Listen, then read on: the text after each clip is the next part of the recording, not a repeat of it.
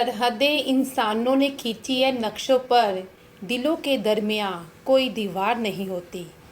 नमस्कार, मैं डॉक्टर रंजू बाला, दिल्ली विश्वविद्यालय के centre for independence and partition studies की तरफ से आप सबका स्वागत करती हूँ। पार्टीशन सर्वाइवर्स की इंटरव्यू की श्रृंखला तहत आज हम ऐसी शख्सियत से बात करेंगे जिनकी जीवन गाथा किताबों में नहीं बल्कि जीती जागती यादों में बसी है। सन 1947 देश के विभाजन का ऐसा अध्याय है जिसमें दर्द, विषरण, संघर्ष और साहस सब कुछ एक साथ दिखाई देता है।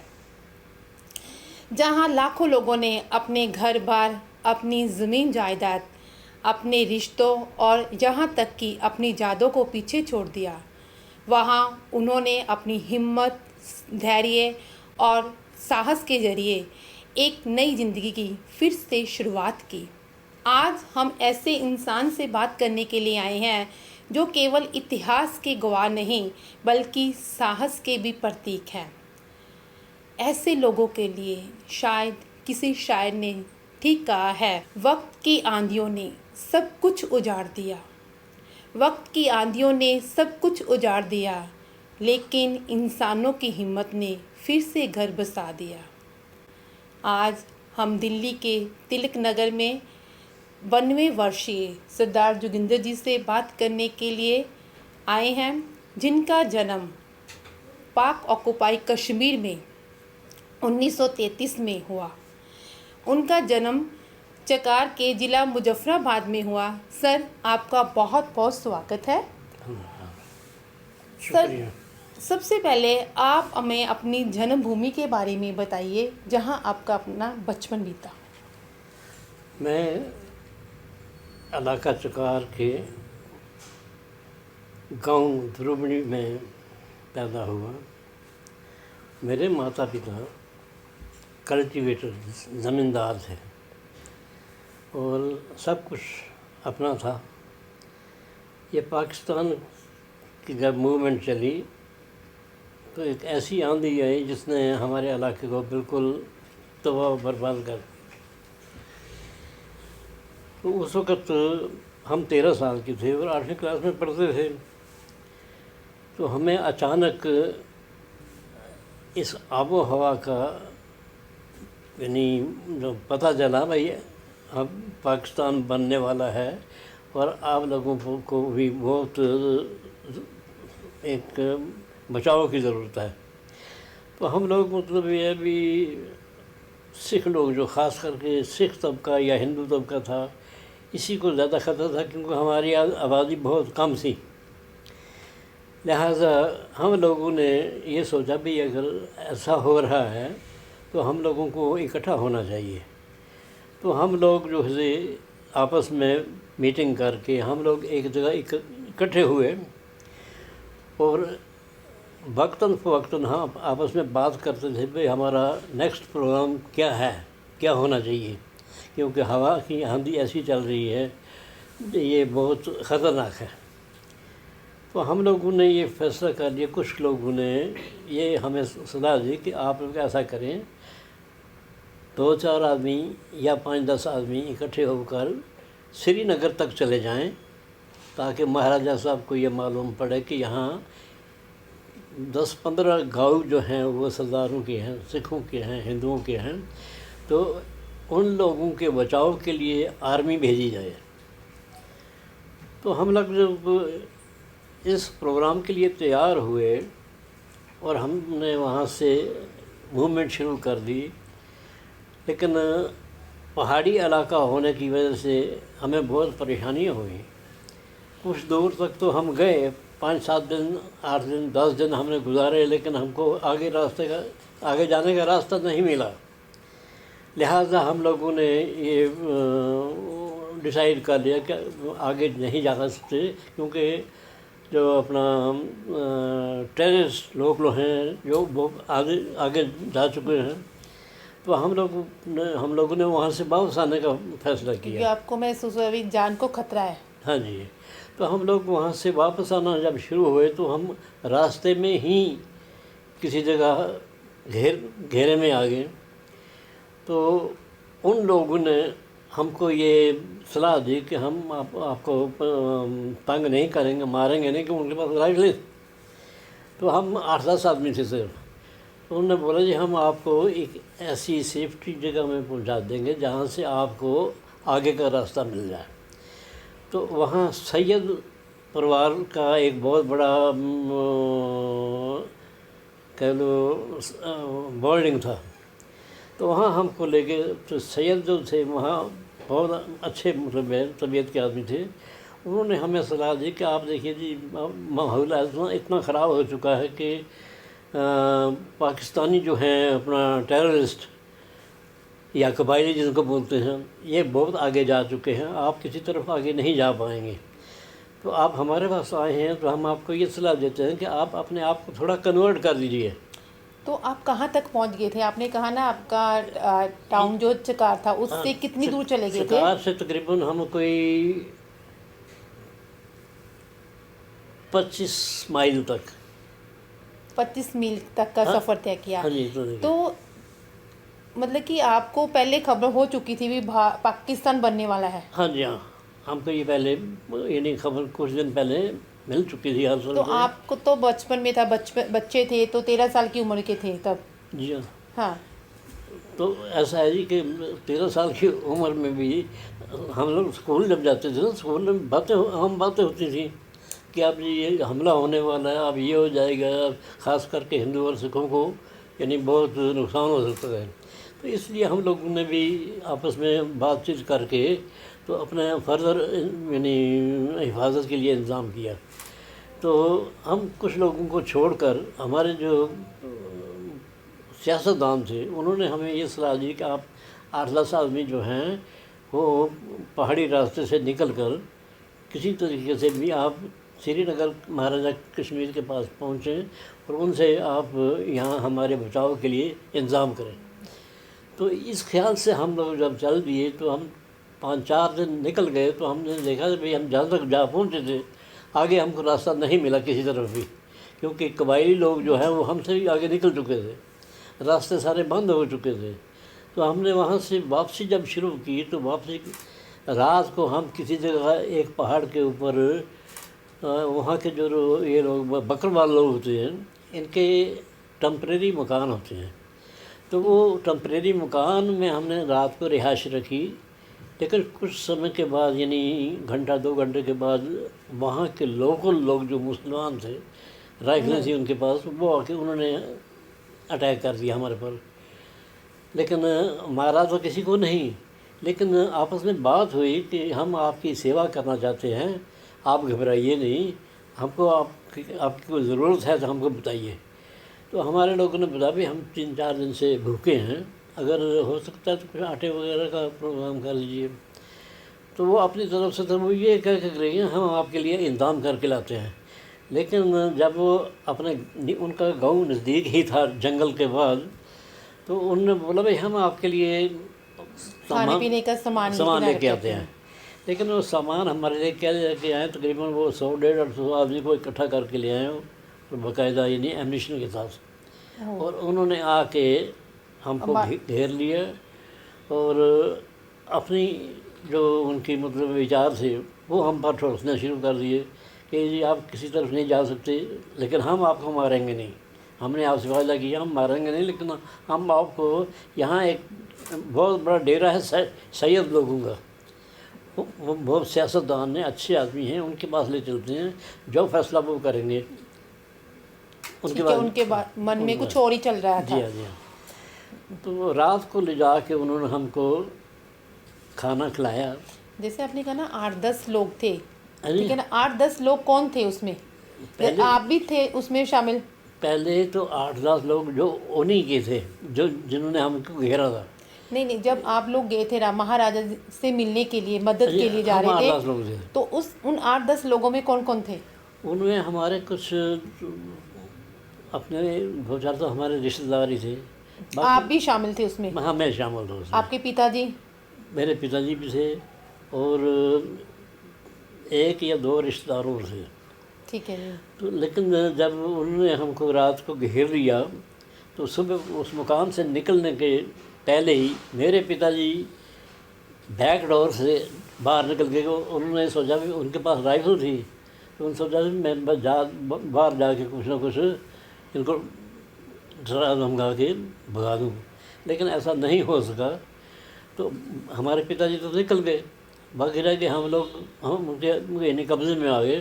तो हमको लेकर जब रात को वो चले गए, सेना धावन एक गांव था, सेना धावन, सेना धवन गांव का नाम। गांव का नाम था।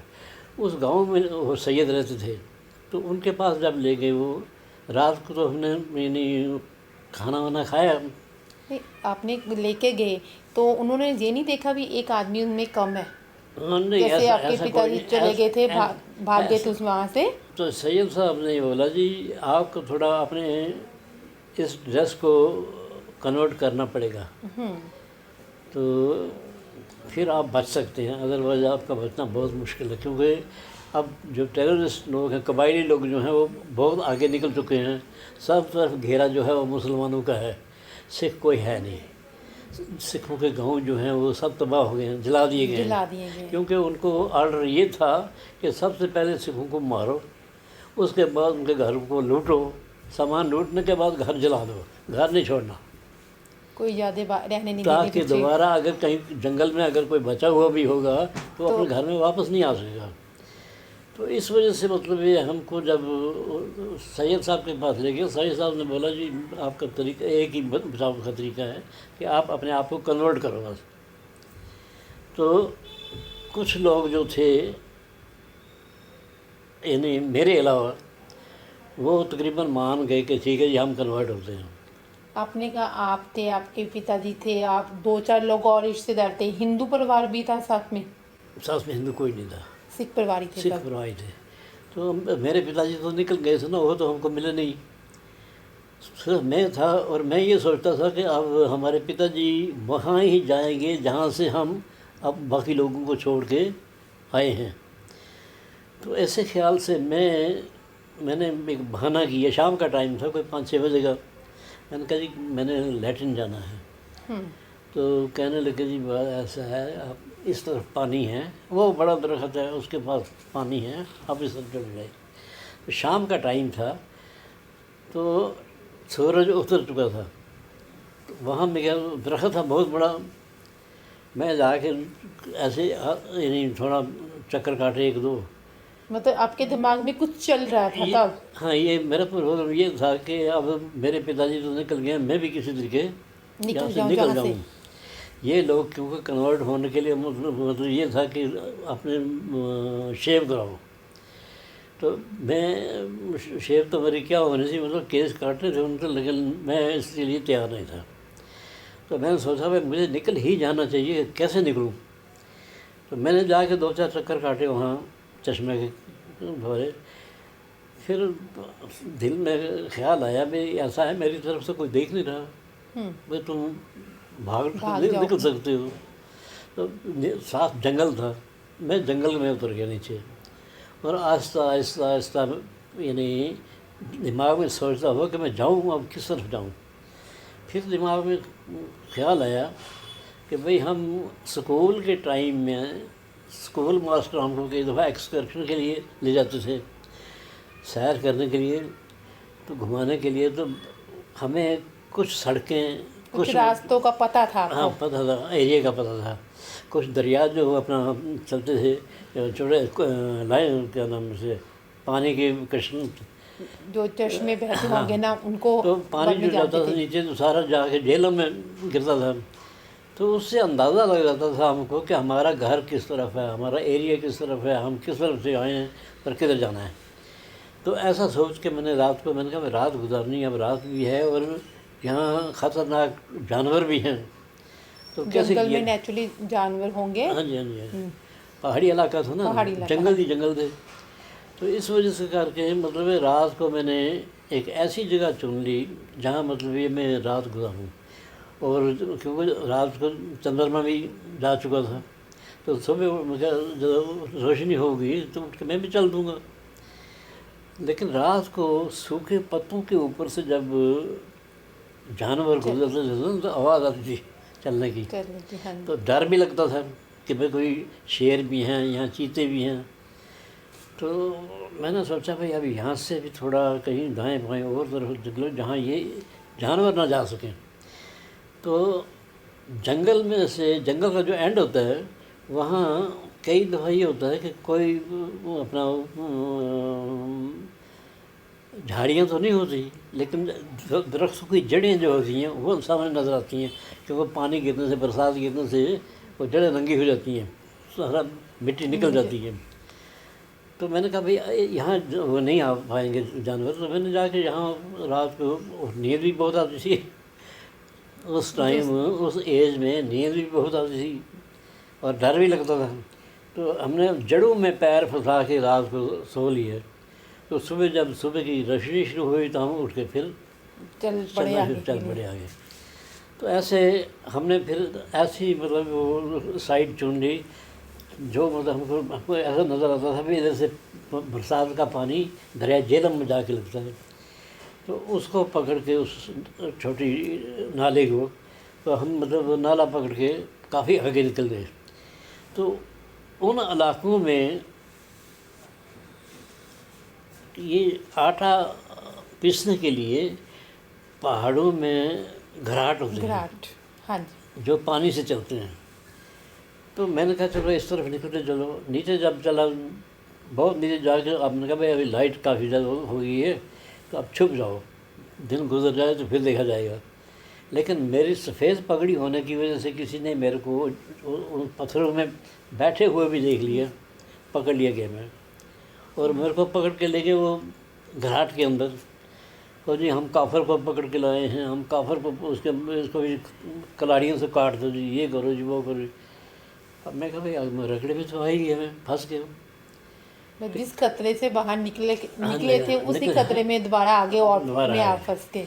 और वहाँ मैंने क्या किया कि जब वो उन्होंने जो कांटा लगा हुआ था ये तोड़ने के लिए घराट के पार, तो मेरे को कांटे में बिठा के, तो वो मेरी पगड़ी जो है एक साइड से मेरे गले में बांध के, सफ़ेद रंग की पगड़ी थी, तो उस वक्त पगड़ियाँ होती थी मलमल की, तो रेडीमेड पगड़ियाँ, तो हम वो ही बांधते थे। वो एक तरफ मेरे गले में बांध के दूसरी ऊपर बांधने लगे वो। तो मैंने सोचा भी बात ही है, ऊपर बांधने से पहले तुम छलांग मार दो, क्योंकि उस घराट का पानी निकल के नीचे दूसरे घराट में लगता था। तो 6-7 फुट की वो दीवार थी। मैंने कहा भाई बचने का एक ही तरीका हो सकता है, अगर बचना चाहते हो तो ये भी एक स्टेप और ले लो। बहुत हिम्मत दिखाई आपने, आप में साहस था इतना। वो अभी ऊपर उसने गांठ नहीं बांध, मेरे गले में तो गांठ बांध के गया था, ऊपर बांधनी थी उसने। तो बांधने से पहले ही मैंने छलांग मार दी नीचे से, आधा पानी में, वो एक पाँव में पानी में और दूसरा पार, तो बच गया। तो पकड़ी मेरे साथ आ गई, मैंने भागना शुरू कर दिया, और स्कूल में भागने में मेरा नंबर 1 था। अच्छा, जब आप स्कूल में पढ़ते थे तो खेलों में हिस्सा लेते थे? हिस्सा लेते थे, ड्रिल वगैरह करती थी, भाग दौड़ होती थी, बच्चों के कंपटीशन होते थे, तो उसमें मैं भागने में बहुत तेज़ था। कद भी छोटा था, भागने में बहुत तो ऐसा करके मतलब मैंने वहाँ अपने आप को जो उससे बचाया। लेकिन उन्होंने पीछे से पत्थर मारने शुरू कर दिए, बहुत ऊंचे ऊंचे, मतलब उन्होंने पीछा नहीं किया आपका? पीछा किया, लेकिन ये पहाड़ी इलाका है ना, जंगलात झाड़ियाँ हैं, तो झाड़ियों में तो हर आदमी भाग नहीं सकता। छोटा होने की वजह से मैं भागने में बहुत, मतलब भागने में बहुत आगे निकल के, जब वो खेत ख़त्म हुआ, जंगल ख़त्म हुआ, तो खेत आ गया। खेत में लोग सुबह सुबह कुछ पता नहीं क्या चीज़ बना रहे थे। दूर से उन्होंने मेरे को देख लिया, तकरीबन आधा माइल थे। तो उन्होंने जब काफर आ गया जी, काफर आ गया, या पकड़ो जी पकड़ो, काफर आ गया, तो ये आवाज़ सुन के उन्होंने मेरे पीछे कुत्ते लगा दिए। तो कुत्ते जब वहाँ से भागने लगे तो मैंने कहा भाई कुत्तों का भी इलाज कैसे किया जाए। भागते भागते मैंने 2-4 पत्थर उठा के हाथ में रख लिए। जब कुत्ते नज़दीक आके, कुत्ता भागने में बहुत तेज होता है, तो मैंने पत्थर मारने शुरू किए, तो कुत्ते भाग गए, पीछे भाग गए वो। फिर अगला जंगल शुरू हो गया। मैं जंगल में जब चला गया ना, तो फिर बचाव हो गया। लेकिन मेरे पाँव की हालत बड़ी ख़राब हो गई, मेरे जूते जो थे वो भी गिर गए, और पाँव में कांटे लगे। तो करते कराते मतलब मैं अपने आप को बचा के तकरीबन कुछ 2-3 मील काफ़ी यानी ऊपर सही जगह में ले गया। वहाँ कुछ लोग हमारी वाकफियत के थे, क्योंकि वो जलाए थे। तो हमारे भेड़ बकरी हुआ करती थी ना, तो हमारे पिताजी के दफ़ा ऊन जो होती थी ले के जाके उन जलाओं के पास कंबल बनवाते थे, या अपना ये पैंटें कोट बनाने के मतलब लिए। आपको पता था वहाँ जुलाहे जहाँ के जी हाँ जी। आपके हाँ जी। पिताजी जाते थे? जी हाँ जी, मैं जाता रहा ना साथ। तो आप में इतनी हिम्मत कैसे आई, मतलब ये ऐसी मुश्किलों का सामना करते अब बात करते ये निकलना? जब हम बिल्कुल अलोन हो गए ना जी, बच गए, तो मेरे को पता है मेरे को बचाने वाला तो और है ही नहीं सिवाय एक गार्ड के। परमात्मा के, बिल्कुल। बस वो हिम्मत देता गया और हम भागते नहीं जाते जाते मैंने सोचा भी अब हम जाएं कहाँ, पिताजी का कोई पता नहीं, बाकियों को मैं छोड़ आया हूँ, अब मैं अकेला हूँ, मैं जाऊँ कहाँ। तो मैंने ये सोच लिया भाई ऐसा करो, हमारे 3 नौकर से मुसलमान, अच्छी। 3 नौकर मुसलमान थे, तो उनके गांव में मैंने कहा चलो तो नौकरों से मिलते हैं, पता करते हैं भाई मेरे पिताजी कहीं इधर आए तो नहीं। तो वहाँ जब पहुँचे तो शाम का टाइम था, शाम का टाइम था, तो डर भी लगता था भाई शाम को कुत्ते भौंके के पीछे पड़ेंगे तो फिर पकड़ा जाऊँगा कहीं ना कहीं। लेकिन आहिस्ता आहिस्ता आहिस्ता मेरा एक क्लास फेलो था लड़का, वो मेरे साथ से पढ़ता था, तो मस्जिद के पास उसका मकान था, तो मैं वो मुसलमान था? हाँ मुसलमान था। मैं उसके घर पहुंचा, उसके घर पहुंच के मैंने जब दरवाज़ा नॉक किया तो उसकी माँ निकल आई। तो मैंने लड़के का नाम ले लिया, मैंने कहा भाई लड़का कहाँ है, आप जानते हो उसको? मैं हाँ जी मैं जानता हूँ, मेरे साथ पढ़ता है। ठीक है आप यहाँ बैठ जाओ। मेरे को बिठा के तो लड़के को बुला नहीं, लड़के से बात हुई, लड़का मिला मेरे से बड़ी अच्छी तरीके से। तो कहने लगा आप अकेले कैसे, इतने दिन के बाद, आप तो सिख कोई रहा ही नहीं, आप कैसे बात की हो? मतलब तब तक सारे सिखों को निकाल दिया गया था वहाँ से?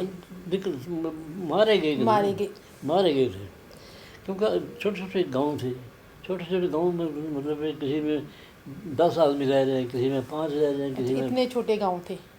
ये तकरीबन हमारे इलाका चकार में लगभग 20 गांव थे। अच्छा, उस चिकार इलाके में 10 गांव थे, छोटे छोटे थे? छोटे थे। तो वहाँ ऐसा होता है ना, गांव में मकान एक यहाँ है, एक और 50 गज दूर है, एक उधर दूर है, अपनी अपनी ज़मीनों में मकान होता है। तो हम ऐसे मतलब भी अभी अपने आप को बचा कर उस मुसलमान अपने दोस्त के पास पहुँच के, ठीक है।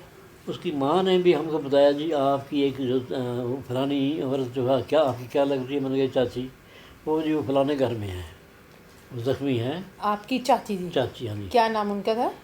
नाम से मेरे को इसको याद नहीं है। अच्छा जी। मेरे ख्याल नंद कौर नाम था उसका, नंद कौर। तो वो फलाने आदमी के घर में है, और किसी और का नाम, आप किसके बेटे हो? मैंने कहा मैं हरनाम सिंह का बेटा हूँ। अच्छा हरनाम सिंह के बेटे, उसकी तो बड़ी मशहूरी हो रही है कि उसने इतने आदमी मार दिए हैं। उसने ये कहा उसके पास अपना जर्मनी राइफल थी, उसने इतने बंदे मार दिए। मैंने कहा मुझे पता नहीं है, वो मेरे से काफ़ी दिन पहले ही अलग हो गए। अच्छा बैठो।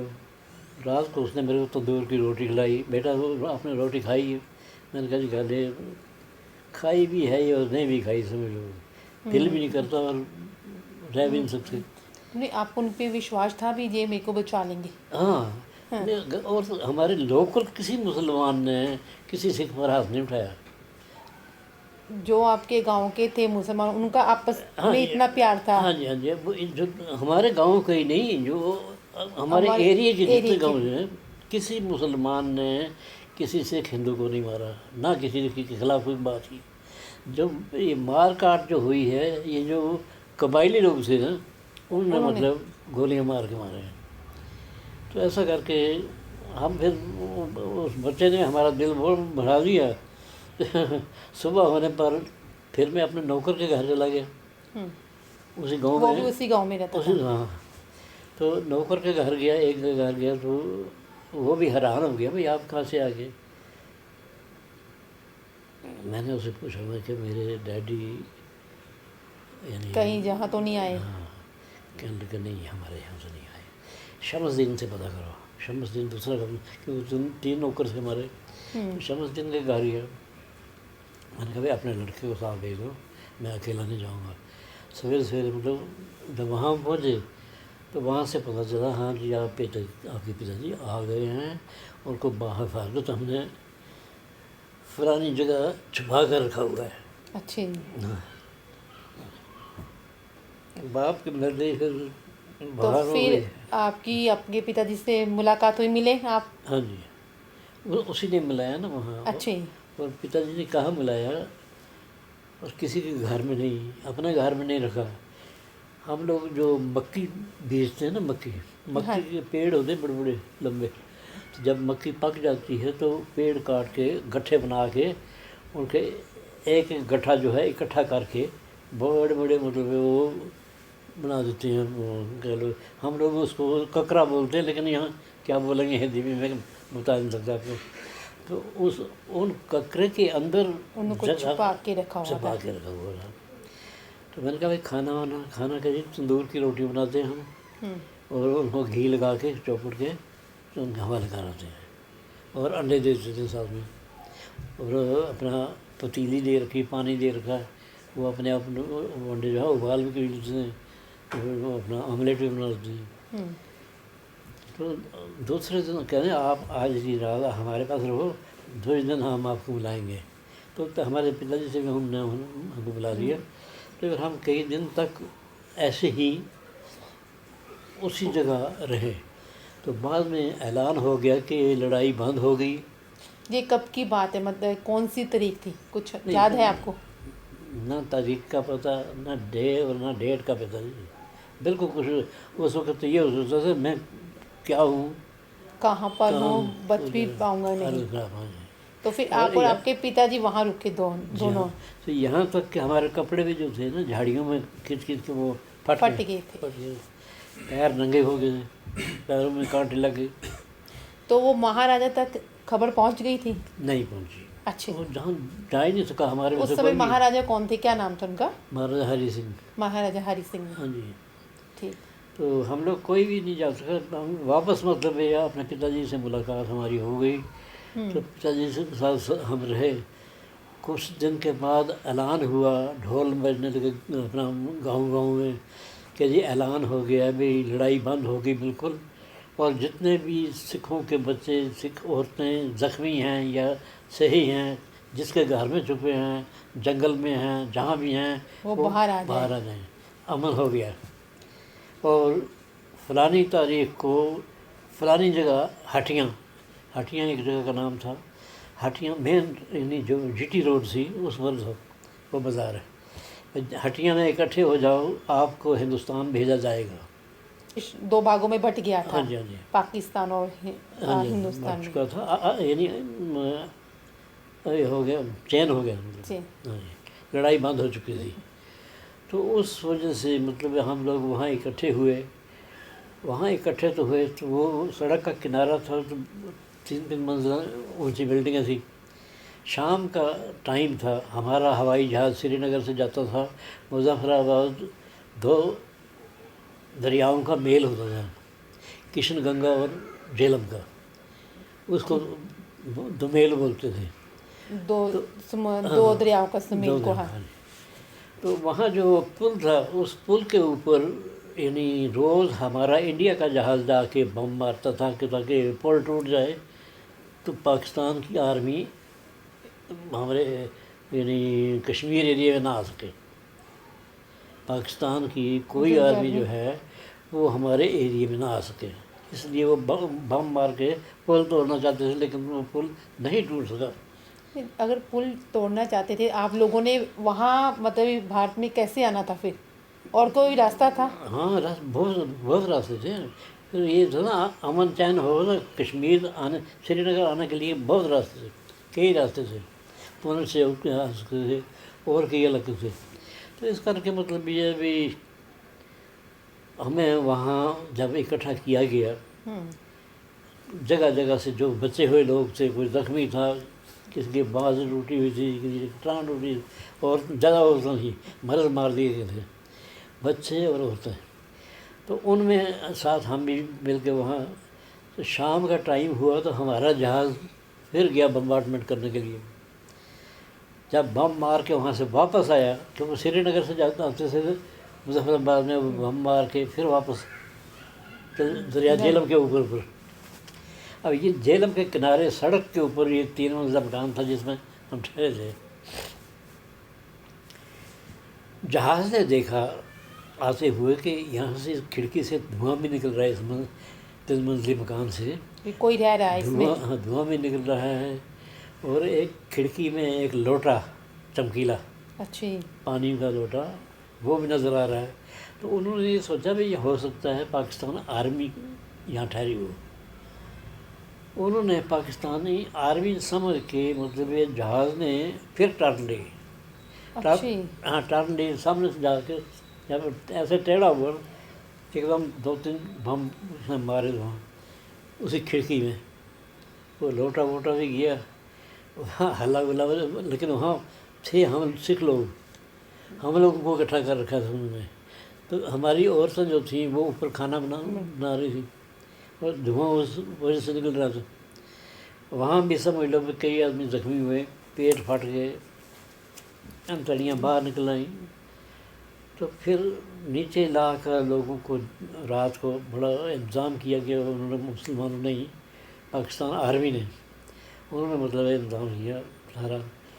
और दूसरे दिन हमको वहाँ से फिर भगा के ले गए अपना, फिर ले आके हमको इन्होंने कुरुक्षेत्र कैंप में जमा कराया। अच्छी। मतलब पाकिस्तान आर्मी ने इन्फॉर्म नहीं किया था अभी भारत वाली आर्मी को भी आपके ही लोग हैं जहाँ पर? नहीं किया तो है, क्यों उनकी मर्जी में, क्यों हम हर स्टेशन में मुलाकात। ये अमृतसर जब हम पहुँचे पाकिस्तान से निकल के, तो अमृतसर बकायदा हमारी फौज थी, हाँ जी। हमारे सिख लोग थे, जिन्होंने हमारे खाने पीने के लिए मतलब बहुत कुछ खाया, बहुत। आपने कहा ना भी जब आपके चाची जी वहाँ किसी के घर में थे, तो जी, उनसे वो भी- मुलाकात कैसे हुई वो फिर? वो 2-4 दिन का टाइम मिला नहीं हमको वहाँ। ठीक। गांव में भी हम 2-4 दिन ठहरे थे। अच्छी। तो हर एक को मतलब हम इंटीमेट कर रहे थे, इंटीमेशन करते भी हमारे, उनको हमारा मेकअप पैकअप दे दो कि हम कौन हैं, किसके लड़के हैं, वो बाकायदा उनको बताते थे। कभी आपने सोचा था भी ऐसा होगा, जैसे बचपन में आपने कहा 13 साल की उम्र थी तो आपने वहाँ अपना बचपन बताया अपने चकार में, हाँ जी। तो हिंदू सिख मुसलमान सभी लोग आपस में मिलजुल कर रहते थे? बहुत बहुत वहाँ तो आपस में बहुत प्यार था, कोई किसी किस्म की कोई लड़ाई नहीं, कोई झगड़ा नहीं, कुछ आपस में बहुत अच्छे लगते हैं। हिंदुओं की आबादी से बहुत कम थी जैसे, अच्छा, हिंदुओं की आबादी कम थी। बहुत कम, यानी वो हिंदू से सारे, यानी दुकानदार हिंदू सब जो थे, कोई कल्टीवेटर नहीं था या ज़मींदार नहीं था, वो सिर्फ एक बिजनेसमैन थे, दुकानें थी उनकी। बाकी सिख लोग जो थे वो अपने काश्तकार थे, अपनी खेती ज़मीनें बाड़ी का थी, काम बड़े करते बड़े, हाँ, थे। लंबा चौड़ा काम। तो महाराज की बड़ी कृपा थी, अपने बाग थे, सेबों के बाग, अखरोट, नाशपाती, आड़ू, क्या लहर बेर थी, पूरी हालत होती थी। आपके पिताजी कितने बहन भाई मेरे थे? पिताजी जो थे, उनकी मैंने अपनी सगी बुआ कोई नहीं देखी, सिर्फ चाचा एक, मेरा एक चाचा था। एक। बाकी ये है कि मेरे पिताजी के, यानी जो पेरेंट्स बड़े थे ना, मेरे 5 दादे थे जी। अच्छा जी। पूरा गांव जो था वो हमारे 5 दादों का था। बरोबरी गांव 5 भाइयों का था। अच्छा जी, आपका ही परिवार सा रहता पूरे था, यहाँ पांचों 5 भाई जो भाई थे, थे, उन्हीं का परिवार था। उनके आगे बच्चे रहते थे उनकी सब। वजह नहीं।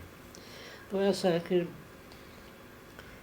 फिर जब वहाँ से हम निकल आए तो कुरुक्षेत्र कैंप में रहे। कुरुक्षेत्र कैंप से 6 महीने या साल के बाद हमको इन्होंने निकाल के चक्राता, देहरादून से आप अमृतसर कितना टाइम रुके पहले? आपने कहा ना अमृतसर से आए आप। अमृतसर अमृतसर आप कितना टाइम रुके वहाँ? वहाँ उन्होंने सिर्फ हमको जो हम कैंप था, कैमरा जिसको रिफ्यूजी कैंप भी हाँ कहते बस थे, हाँ 1-2 दिन रुक सकते थे। तो वहाँ कैसी व्यवस्था थी मतलब रहने के लिए, नहीं, खाने पीने की? बहुत अच्छी व्यवस्था थी। बात यह भी उस वक्त क्योंकि सारा इलाका सिखों का था और मोस्टली मारे जाने वाले बंदे जो हम लोग पाकिस्तान से आए थे ना, वो भी सिख ही थे। तो इन लोगों ने मतलब बहुत अच्छे से अच्छा, यानी कपड़े भी दिए, सिले सिलाए कपड़े भी दिए। अब किसी को आता है, किसी को नहीं आता पहनना, मतलब कि लेकिन अच्छी व्यवस्था थी हाँ जी, सबको, ठीक खाना पीने का दिया। बहुत बहुत बहुत बहुत अच्छा किया सब ने। यानी गवर्नमेंट ने भी जब हम कुरुक्षेत्र कैंप में रखा तो बहुत अच्छा। आप अमृतसर से फिर आप कुरुक्षेत्र आ गए? कुरुक्षेत्र कैंप था, कैंप था, तो वहाँ से कुरुक्षेत्र कैसे आए आप? गवर्नमेंट ने भेजा नहीं, अच्छी, ये मिलिट्री के ट्रकों में आए। आपको पता था भी कुरुक्षेत्र जा रहे हैं आप? कोई पता, कुछ नहीं पता था कहाँ किसी को लेके जा कोई रहे पता- हैं? किसी को कोई पता नहीं था कि कहाँ जाना है। लिया कि इन्होंने वहाँ यानी हज़ारों के साथ टेंट लगे हुए थे। उन टेंटों में इन्होंने यानी क्या कहते हैं उसको, डेरा वाइज सबको, मतलब भाई आप कितने मेंबर हो, आप कितने मेंबर हो, जितने मेंबर हो उस हिसाब से उनको इन्होंने टेंट दे दिए।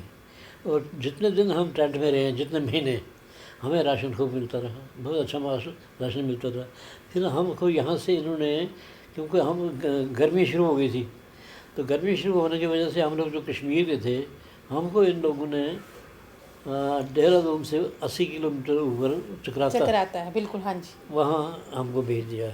वहाँ अंग्रेज़ लोगों के टाइम में अंग्रेज़ मिलिट्री रहती थी, उनकी बैरकें थी, तो वहाँ जाके हम लोगों को सेटल कर दिया उन्होंने। एरिया के वाइज आपको वहाँ डिवाइड कर दिया भी, आप ठंडे एरिया से आए हैं तो आपको वहाँ ठीक रहेगा। हाँ जी, हाँ जी। कुरुक्षेत्र कितना टाइम रुके आप? वहाँ 5-6 महीने रुके मेरे हाल। 5-6 महीने रुके। हाँ जी। तो उन 5-6 महीनों में आपके पूरा परिवार साथ में आ गया था? नहीं, मेरी सिर्फ मम्मी थी हाँ जी, और एक मेरी छोटी सिस्टर थी, कोई 4-5 साल की। अच्छी जी। बाकी बच्चे सब मारे गए थे। आप कितने बहन भाई थे? तो हम 3 भाई थे और 4 भाई। एक बड़े भाई साहब तो इधर आर्मी में थे। जब विभाजन हुआ तब वो आर्मी में थे? आर्मी में थे। अच्छी। तो बाकी 4 भाई हम वहाँ घर में थे। 3 भाई घर में 3 थे? भाई। तो ये 3 भाई में से 2 तो मारे गए थे वहाँ उस वहीं। समय? हाँ जी। तो एक मैं वहाँ से बात कर, मैं आया तो मेरी 4 साल की बहन, अच्छी जी, हम 2 और तीसरी हमारी मदर, तो वो भी ज़ख्मी थी। तो जैसे आपने कहा ना भी आपकी चाची जी के बारे में पता चला था गांव में, वहाँ ही वो उस जहाँ बिल्डिंग में आपने कहा 3 मंजिली थी, वहाँ आपके माता जी और ये सब बहन भी आगे थे, मिल गए थे? ऐसा था ना जी, ढोल की वो करके ना, ढोल बजा कर सारे गांव में ये ऐलान इतला कर किया जाता था भी कि आपके? भाई सारे लोग जो हैं वो फलानी जगह पहुंच जाओ और वहाँ से आप लोगों को मिलिट्री के ट्रकों में ले जाया जाएगा, हिंदुस्तान में ले जाएगा। आप और आपके पिताजी तो चलो चले गए थे उनके साथ, पीछे वो औरतों की पोजीशन कैसी थी? उसमें पोजीशन सब लोग, क्योंकि औरतें ढेर ही औरतें थी। हाँ, मर्द बहुत कम थे, सिर्फ बच्चे थे। बच्चे भी, वो भी जख्मी, औरतें भी जख्मी। लेकिन बहुत ऐसे लोग थे जो सही थे बिल्कुल, लेकिन वो साथ मतलब हर एक दूसरे की मदद करते थे। बहुत अच्छा हमारा टाइम तो महाराज ने बहुत अच्छा गुजारा। अमृतसर में आपके सभी रिश्तेदार मिल गए थे आपको? नहीं, हमें सब कैंप में मिले। अमृतसर के कैंप में मिले कि कुरुक्षेत्र नहीं, कैंप में? कुरुक्षेत्र में। कुरुक्षेत्र में मिले। जी हाँ, क्योंकि हमारे बहुत से आदमी जो बच्चे थे ना, बच गए थे, वो आर्मी में थे या एयरफोर्स में थे या पुलिस में थे।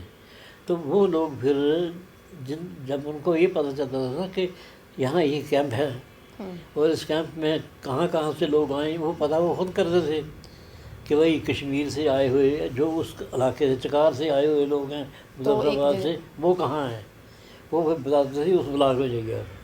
तो ऐसा करके फिर ऐसे मुलाकात होती थी।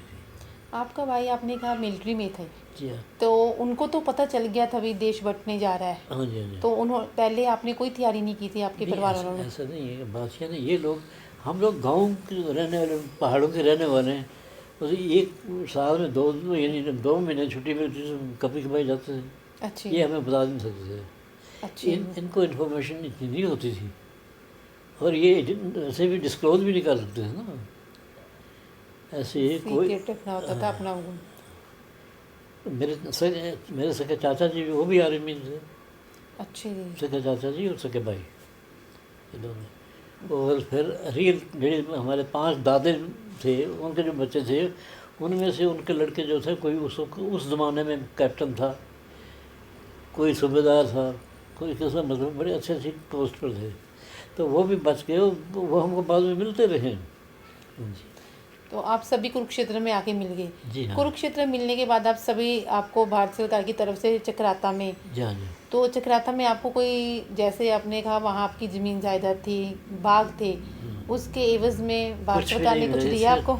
सिर्फ हमको 3500 रुपये मिला, 3500 रुपये? सिर्फ हमें सिर्फ 3500 रुपये मिला बस, एक टाइम में। वो भी आपके पिताजी को मिले? नहीं, मुझे मिले। अच्छे जी। पिताजी तो मारे गए थे ना। पाकिस्तान बनने के बाद मेरे हाँ। पिताजी तो इंडिया आए ही नहीं, वो तो मारे गए थे पाकिस्तान में ही। उसी दौरान जब मैंने आपको बताया ना, मेरे पिताजी को वहाँ मारे गए थे। जब आपने कहा आपके पिताजी से मुलाकात हुई, उसके बाद आप उसके सबसे बाद मिले? हाँ, हाँ जी। मेरे जब हम लोग इकट्ठे हुए हैं ना, तो इन लोगों ने क्या किया, कुछ पाकिस्तानी लोग भी इतने सिर फिरे थे कि वो सिखों को मारना ही चाहते थे। तो वो दरिया झेलम के किनारे ले जाके हमको, जहाँ उन्होंने इकट्ठा किया था, उसको भी बुलाओ जी, उसको भी बुलाओ जी, उसको भी बुलाओ जी, जिनको उन्होंने मारना था, ये कह के कि हम आपको हिंदुस्तान भेज रहे हैं, अच्छे। हम आपको इंडिया भेज रहे हैं। तो वहाँ ले जाके ठाठा ठाठा करके मार दिया और दरिया झेलम में भेज दिया।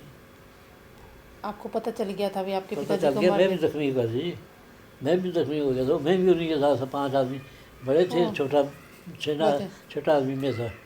मेरे भी दोनों घुटनों में गोली लगी हुई है।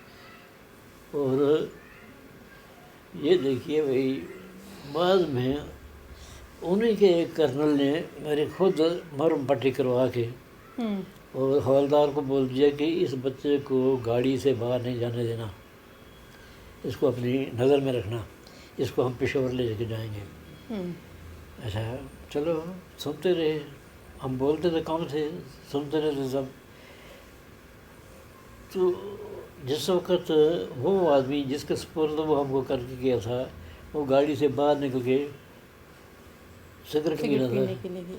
उसकी तबीयत हमने देखा वो हमारी तरफ ध्यान नहीं दे रहा। मैं अब गाड़ी में से बाहर निकल गया, तो मेरी एक ताई थी, उस ताई के पास में जाके बैठा, उसने अपनी चुन्नी जो थी वो मेरे ऊपर डाल दी, सिर के ऊपर। बेटा अब तुम क्या करोगे, तो आपके पापा को तो मार दिया, अब क्या करोगे, अकेले रह गए हो। मैंने कहा जी अब क्या करूँ, आप बताओ। आप ऐसा करो, ज़ख्मी लोग जितने भी हैं वो सारे अपने गांव के एक थे, क्या नाम है, जंगल में गार्ड, मेरे ताया जी थे वो भी, अच्छा जी। कि उनका मकान जो है वो नहीं जलाया गया। जितने ज़ख्मी लोग, बच्चे और औरतें हैं वहाँ हैं, पता करो, तुम्हारी माँ शायद वहाँ मिल जाए। और वहीं मेरी माँ मिली। अच्छा जी, तो आप जख्मी हालत में वहाँ गए? वहाँ, हाँ। बहुत टाइम, तो क्या बताऊँ आपको, नहीं बता सकते पूरा, स्टोरी इतनी वो ख़तरनाक है, बुरी हालत। यानी टाइम बहुत बुरा भी देखा, लेकिन दिल रख के टाइम पास किया। आप जख्मी थे, तो जख्मी हालत में आपका इलाज कहाँ, किसने किया फिर वहाँ? इलाज बस वही जो पर मरहम पट्टी हवलदार की थी, वही थी। गोली निकाल दी गई थी आपके, आपने कहा ना गोली बीच में नहीं थी, गोली साइड से निकल गई थी। हाँ, दोनों घुटनों में, अच्छे जी। गोली बीच में थी। तो ये था एक मेरी वो ताई जिसने मेरे को वहाँ से निकाला कि तुम ऐसे रात को चंदा की चांदनी में भाग के वहाँ पहुँच निकल जाओ और अपने उस मकान में जाना, घाट जाए के मकान में, क्योंकि ज़ख्मी औरतें और बच्चे वहाँ हैं। तो निकलता गया, मेरे को 2 दिन लग गए घर जाते हुए। लेकिन रात को मैं एक कब्रिस्तान के पास से जब गुजरने लगा, कब्रिस्तान था बहुत बड़ा, उसमें यानी खुशबूदार कुछ पौधे लगे हुए थे। इतनी स्मेल मेरे को अच्छी लगी कि दिल कहा कि यहीं सो जाओ। जो रात की रानी हो सकता कि जो हो। हाँ। बहुत मज़ेदार, इतनी स्मेल आई इतनी अच्छी, दिल किया भी अब चल भी नहीं सकता हूँ, क्योंकि वो खींच पड़ती है ना इसके ऊपर, जख्मों के ऊपर। तो मैं सो गया वहाँ। सवेरे तक जब मैंने देखा भी अब दिन चढ़ गया है और लाइट शुरू हो गई है, अब वो उठ के भाग जाओ नहीं तो पकड़ लेंगे। चलता चलता चलता मैं एक नाले के किनारे पहुंचा, जहाँ मैंने देखा भाई एक घड़ा यहाँ है, एक घड़ा उसके आगे, एक घड़ा उसके आगे, और ऊपर से वो बंद है घड़े, और पानी का किनारा है। ये घड़े क्यों रखे हुए हैं? मैंने कहा देखो तो सही। पहले मैंने देखा भी मेरे को कोई देख तो नहीं रहा, जब देखा भी कोई नहीं देख रहा था घड़े उसमें, ऊपर से मैंने वो ढकना उठाया, देखा तो बीच में सफ़ेद मलाई जैसे नजर आया। तो वो असल से मुसलमान लोगों ने दूध के घड़े लगा रखे थे, दूध पानी के किनारे मतलब वो जम जाता है, अच्छी जी। तो वो यानी मलाई जो है ऊपर आ जाती है। वो मैंने देखा जब हाथ डाल के तो वो मलाई थी, खाई। मैंने कहा भाई एक घड़े से ना कमाल खाओ, दूसरे को भी देखो, तीसरे को भी देखो, दो तीनों में से निकाल के मलाई खाई। तो आपको डर नहीं लगा भी जहर भी हो सकता है भी? नहीं नहीं नहीं, जहर इतने से भर के वो लोगों के लिए कौन रखता है। तो निकल के मैं काफ़ी दूर मतलब मैं निकल गया। फिर मैंने क्या बोला कि अब चांद अब ना सूरज लगने वाला है तो छुप जाओ, ताकि दिन के उजाले में तो पकड़े जाओगे। तो ऐसा करके मतलब ये मैंने अपने आप को जगह जगह जगह जगह बचाता रहा, और महाराज की कृपा से आज आपके सामने ये बातें कर रहा हूँ। बहुत मुश्किल है उन बातों को याद करना और दोबारा से फिर उसको हाँ जी, हाँ जी। वही सीन आंखों के सामने आ और जाता है। मैं कई बार खुद हैरान होता हूँ कि परमात्मा ने मेरे को कहाँ पैदा किया, कहाँ मेरी परवरिश हुई, कैसे कैसे हुई, कहाँ मेरे को मार पड़ी, कहाँ मैंने मतलब समझ लो भी लोगों की मदद की, कहाँ मेरी मदद हुई।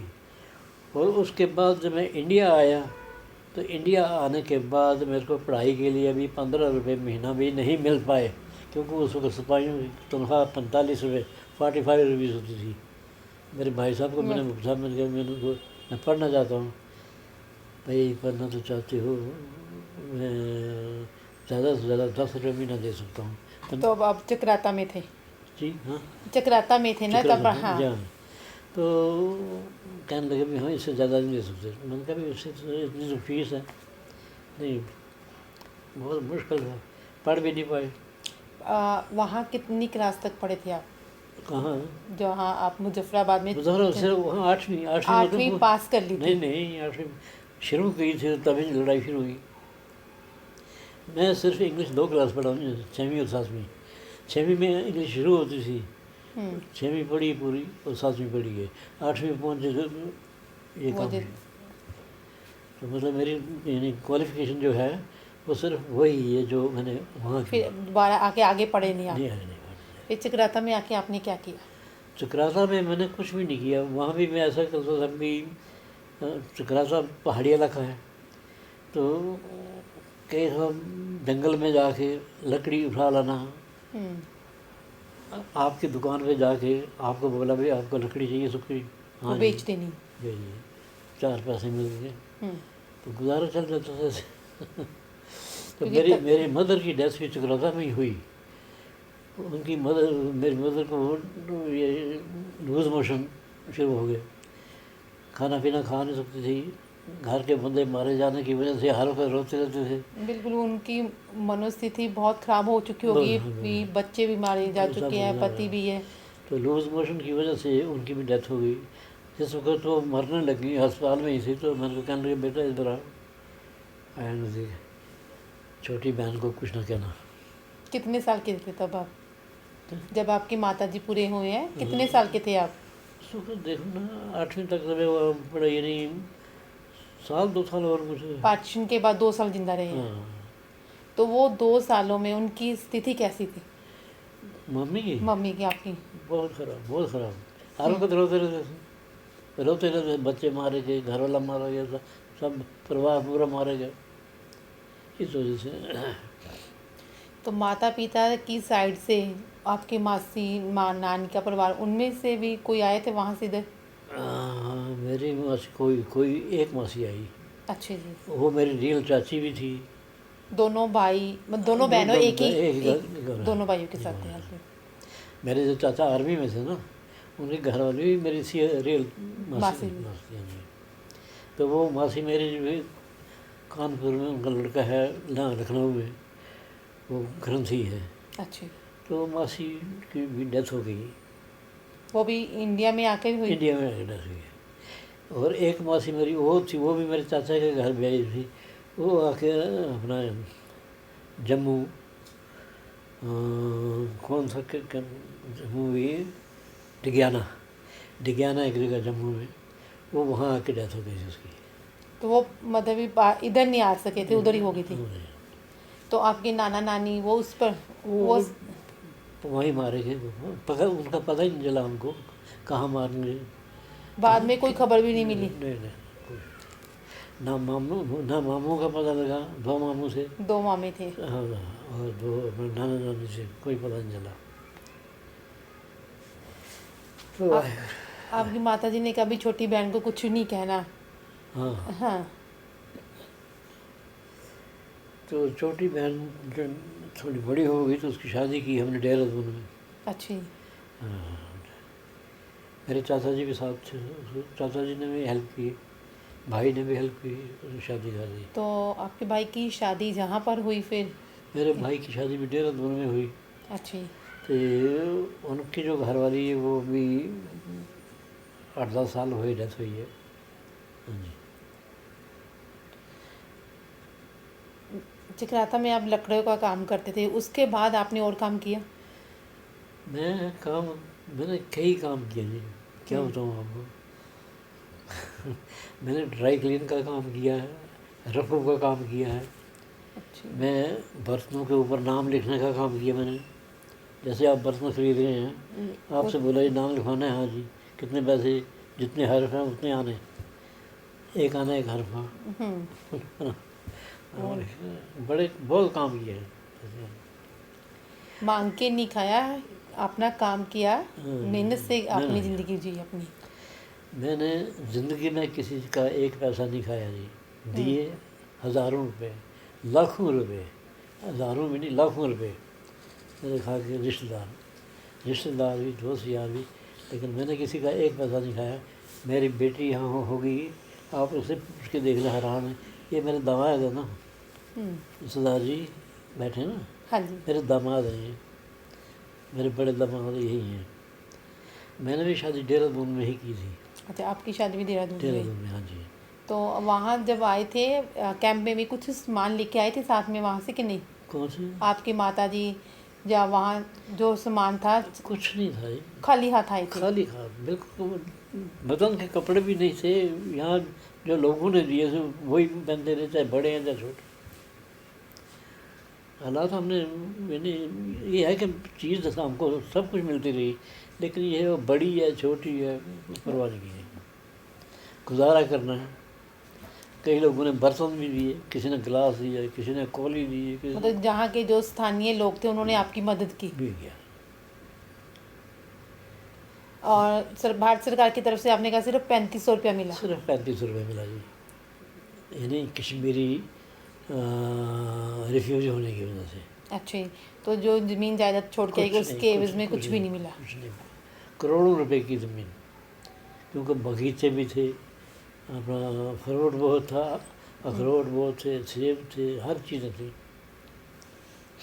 दोबारा कभी वहाँ जाने का मौका मिला आपने? नहीं मिला जी, उस इलाके में हमें अलाउ ही नहीं करते थे। अच्छा, जो जब हालात ठीक हो गए थे उसके बाद आप गए कभी? नहीं, जाने नहीं दिया। पाकिस्तान तो गया, पाकिस्तान में 6-7 दफ़ा गया हूँ। अच्छा जी। लेकिन हमारे एरिया में नहीं जाने देते हमको। अच्छा जी, वहाँ नहीं जाने देते? वो कहते हैं वो वहाँ अगर तुम्हारा कोई फैमिली रिलेशन है, वो अगर आपको बुलाते हैं तभी जा सकते, तब आप जा सकते हैं, नहीं। तो फैमिली वाले सभी रिश्तेदार तो जहाँ आ गए थे। तो जो वहाँ के आपके बचपन के दोस्त थे उनसे कभी बातचीत होती है आपकी? वहाँ जो बचपन के दोस्त, जैसे आपने कहा उस दोस्त के साथ घर में गए थे और ठहरे थे, क्लास फेलो नहीं, किसी से कोई बात नहीं हुई। कभी कोई बात नहीं। नहीं, लेकिन ये है कि मैं इतना कह सकता हूँ कि हमारे इलाके के लोगों ने, मुसलमान ने किसी हिंदू सिख का नुकसान नहीं किया। जो किया है वो दूसरे लोगों ने किया, पठान लोगों ने। जो अपने खुद के इलाके के थे उन लोगों ने आपकी मदद की। हाँ। हमारे नौकरों ने हमारी काफ़ी मदद की।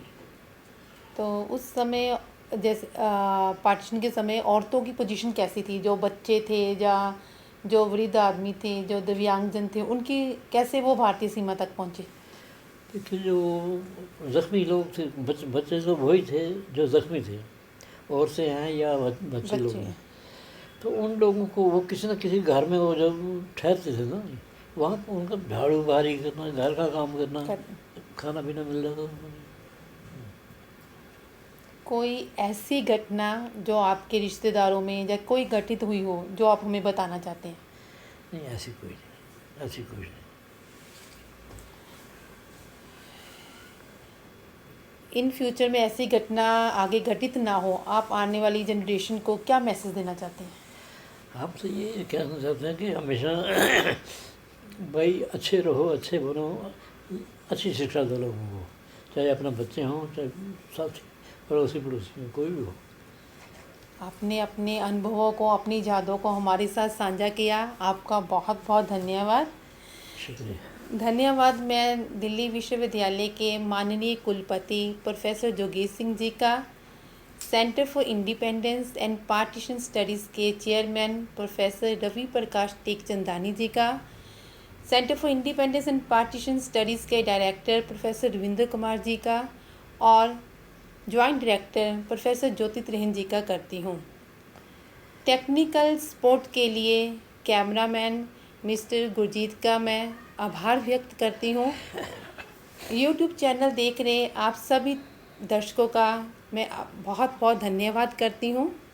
चैनल देख रहे दर्शकों से centre for independence and partition studies की तरफ से निवेदन है, अगर आपके आसपास, आपके रिश्तेदारों में, आपके सगे संबंधियों में पार्टीशन के समय या उसके बाद कोई भी पाकिस्तान से विस्थापित होकर भारत में आकर बसा हो, कृपया उनके बारे में हमें जानकारी दीजिए।